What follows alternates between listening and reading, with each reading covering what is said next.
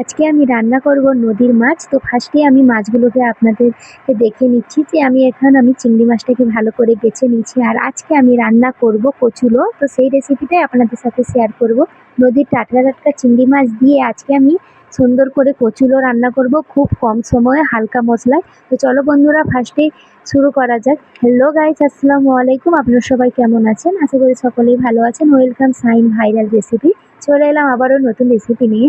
আজকে আমি তো প্রথমেই বলেছি যে আজকে আমি কচু ডাঁটা রান্না করব।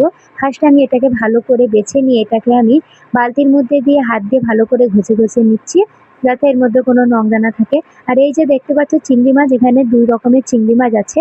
এখানে আমি অল্প করে লবণ আর হলুদ গুঁড়ো দিয়ে চিংড়ি মাছটাকে মেখে নিয়েছি।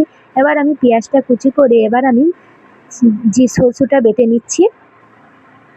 তো দেখতে পাচ্ছ বন্ধুরা, অল্প করে জল দিয়ে এখানে আমি সরষেটাকে ভালো করে বেটে নিয়েছি প্লেন করে। এখানে আমার সরষে বাটা হয়ে গেছে, এবার আমি এটাকে আস্তে আস্তে তুলে নিচ্ছি। তো দেখতে পাচ্ছ বন্ধুরা কত সুন্দর প্লেন হয়েছে। এবার আমি জিরাটা বাটবো। আমি জিরা সরষে যেহেতু আলাদা আলাদা দেবো, তাই জিরা সরষেটা আমি আলাদা আলাদাই বেটে নেব। সরষে জিরা একসাথে দিলে জিরাটার যে সেন্ট সেটা কিন্তু থাকে না, তাই আমি আগে থেকে আলাদা আলাদা করে নিয়েছি।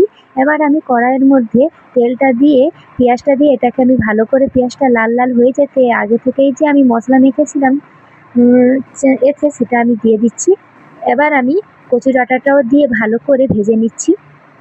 দেখতে পাচ্ছ বন্ধুরা, এটাকে আমি ভালো করে মাখানো শেষ। এবার এর মধ্যে আমি অল্প করে লবণ দিয়েছি, অল্প করে হলুদ গুঁড়ো আর অল্প পরিমাণ লঙ্কা গুঁড়ো দিয়ে এটাকে আমি ভালো করে মাখিয়ে নেব। এটা যেহেতু রান্না হবে, এর মধ্যে অল্প করেই মশলা দিতে হয়। অল্প করে মশলা দিলে তাহলে খেতেও ভালো লাগে আর স্বাদও আসে খুব সুন্দর। তো আমি এখানে ভালো করে কষে নিয়ে এর মধ্যে কিন্তু আমি সরষে বাটাটা দিয়ে অল্প করে জলটা দিয়ে দিয়েছি। সরষে বাটা যে দিয়েছি ওটা আপনাদেরকে দেখানো হয়নি, তার জন্য সরি। আমি জল দেওয়া হয়ে গেছে। এবার আমি কিছুক্ষণ পরে ঢাকনাটা খুলে নিয়ে এই যে দেখতে পাচ্ছ বন্ধুরা কত সুন্দর কালার আসছে। আবারও এটাকে ভালো করে কষে এর মধ্যে আমি জিরা বাটাটা দিয়ে দিলাম।